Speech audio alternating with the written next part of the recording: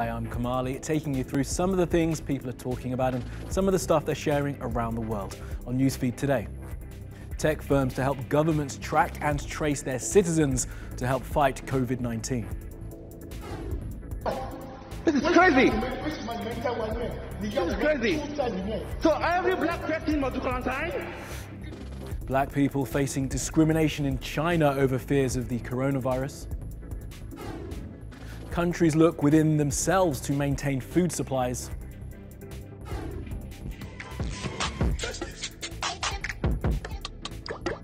And a dancing doctor making some on social media smile.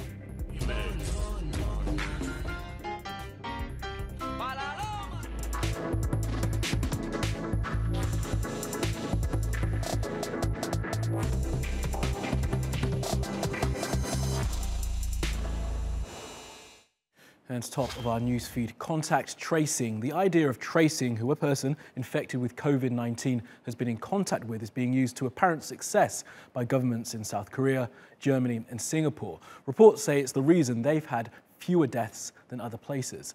And now Apple and Google say they're going to roll out technology which will allow for health authorities all over the world to use Apple and Android devices to monitor where people have been and who they've been near. They're also working on a more efficient Bluetooth-based technology to achieve wider tracing. The idea is that these measures will help the world return to normal. But how normal will things be when the state has even more efficient ways to monitor people and where they're going? Here's Faisal with more. With many countries in partial or complete lockdown, the global economy is in a state of paralysis. And that economists and politicians agree can't continue indefinitely. Some governments are turning to smartphone tracking and widespread testing. The aim is to allow industries to get going again while keeping a close watch on any new infections. But this strategy has brought up the question of privacy. In China, locals have to scan QR codes before boarding buses and trains or entering airports, offices, and even their own housing complexes. I have been to the hospital this morning and I showed them the QR code. I showed it when I went to the office. I actually don't really know how the QR code is operated, but once you have shown them, they won't worry. Code allows authorities to keep track of people's health status and their movements. Israel has approved the electronic tracking of patients. Before the pandemic, the technology had only been for counter-terrorism. There is some breach of privacy here. We need to strike a balance between the right to privacy, which in normal times is a sacred right, and life. In normal times as well as in times of emergency, civil rights are sacred, but we will sacrifice a certain level of civil rights to save lives and prevent a mass disaster. In Kashmir, reports suggest the Indian government is using counter-insurgency tactics to track potential patients. Even the European Commission has recommended using mobile technologies and data to better tackle the pandemic. But some privacy advocates are worried about how these mass surveillance tools will be used in the post-pandemic world. We've seen the use of big data to do predictive policing and detain people really for no reason. So there's a concern that although this data is being perhaps collected for a legitimate purpose, that it could potentially eventually be misused in ways that we can't predict right now. Amnesty International and more than 100 other organizations have called for limits on how governments use data to fight the coronavirus. One thing everyone agrees on, though, is this: an app can't replace social distancing measures.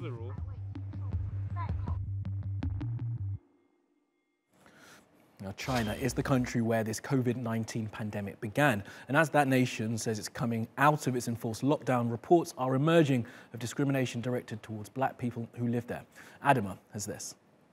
How you treat our ambassador is very important. Very, very important. And I'm glad you did that. But how you treat our citizens is more important. I'm almost undiplomatic the way I'm talking, but it's because I am actually upset about what's going on. You said you haven't seen any of the videos that are out there. This is China's ambassador receiving a dressing down from Nigeria's Speaker of Parliament. It's the result of widespread accounts of mistreatment of Africans that are trending on social media under the hashtag #StopChineseRacism. Africans in the southern city of Guangzhou apparently have been harassed, evicted from hotels and forcefully tested for COVID-19. Police are doing to us. See, no house, no way to rest. Others have been placed under arbitrary quarantines. So every time I have to eat, I call you. Okay. I want to drink water, I call you. Okay? My God. This is we who are stressed. Do you know that you're doing this to us? This is crazy. Why? This is crazy. This is crazy. So every black person must be quarantined? 8 recent cases of COVID-19 in Guangzhou, 5 of which were Nigerians, sparked anger after reports emerged they had broken a mandatory quarantine. The city has a large African population, and Africans here have complained of racism before, including racially insensitive advertisements and the widespread use of blackface by Chinese actors.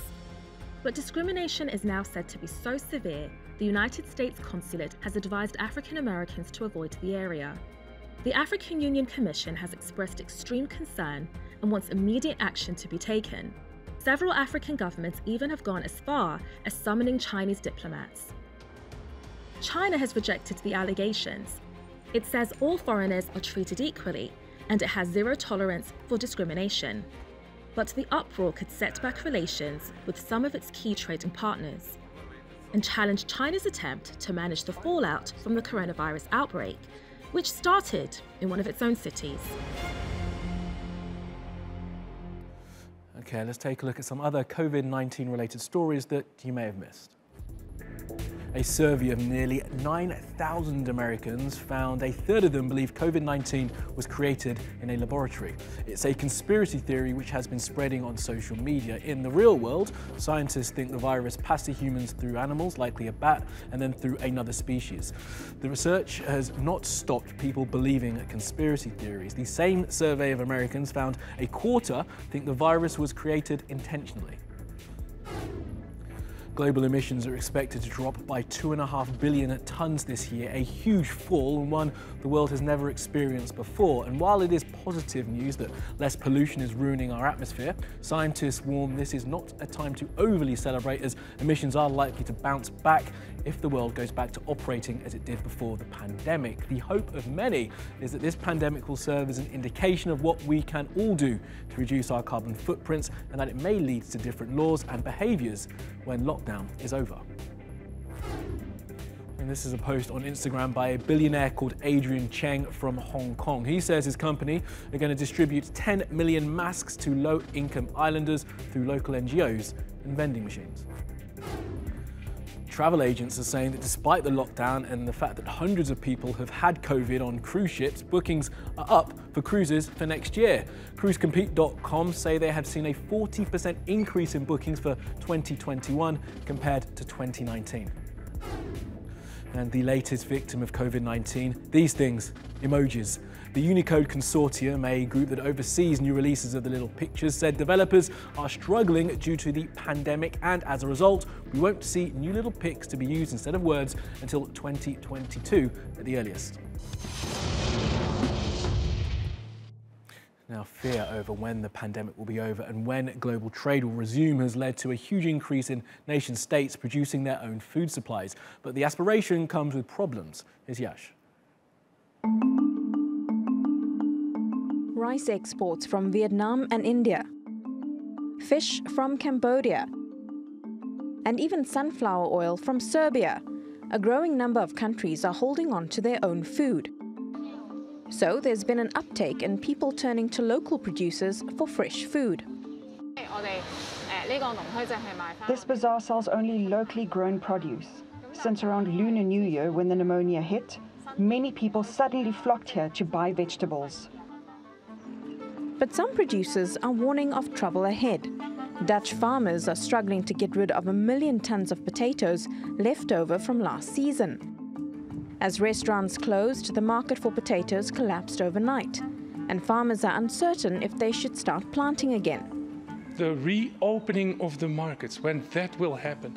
Because in this spring I will plant new potatoes again, and I am hoping that this autumn, when I start harvesting, they will have a market that is open and really the world market opens again, and the prices will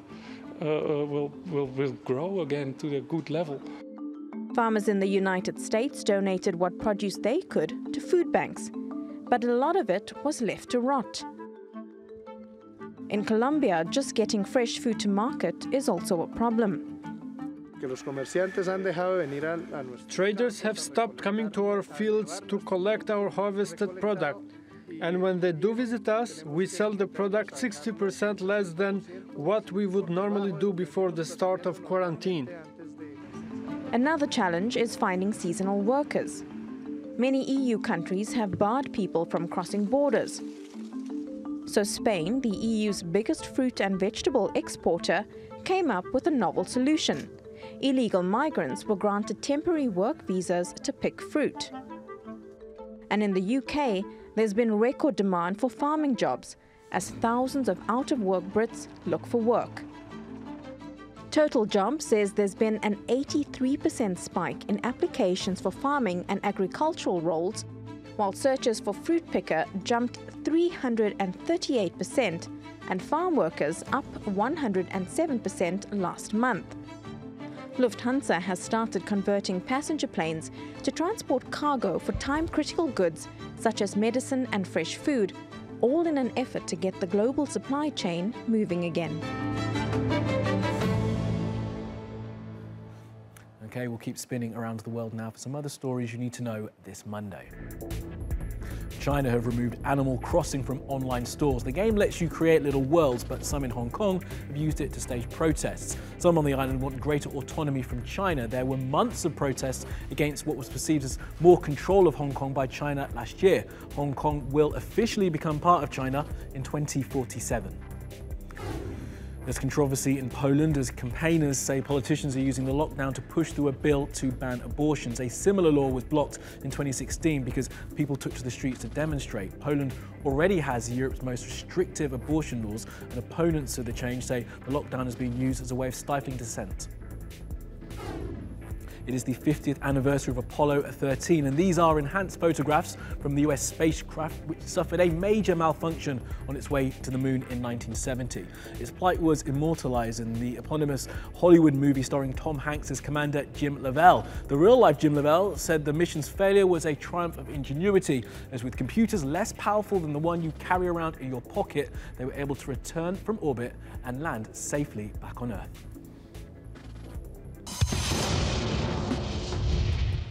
Now, a medical doctor has been using social media to make himself famous and spread joy to people who like watching other people dance. Take a look.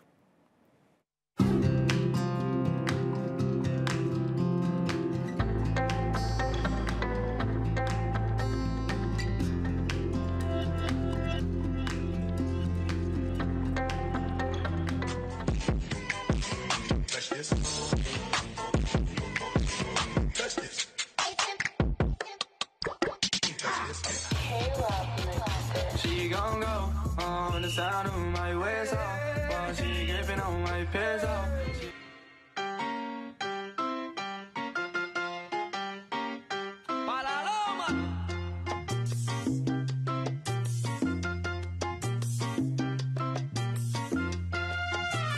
Now left foot, right foot, now left foot, right foot, now left foot, right foot, now left foot. One hand, one hand, two hands, two hands, two hands. Hit your rollie, hit that, do your dance, do your dance. Now lean with it, rock with it, lean with it, rock with it. 2 stumps, left foot 2 stumps.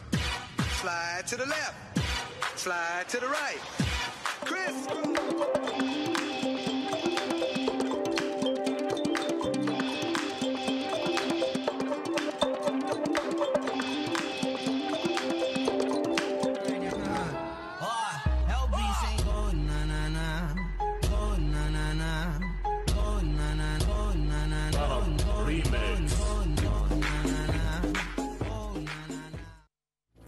That's all from the Newsfeed team. Reach out to me with your questions, comments, complaints and suggestions. You'll find me at Kamali Melbourne. You'll find us 24/7 on YouTube. Subscribe to that channel. Stay at home, wash your hands. See you tomorrow.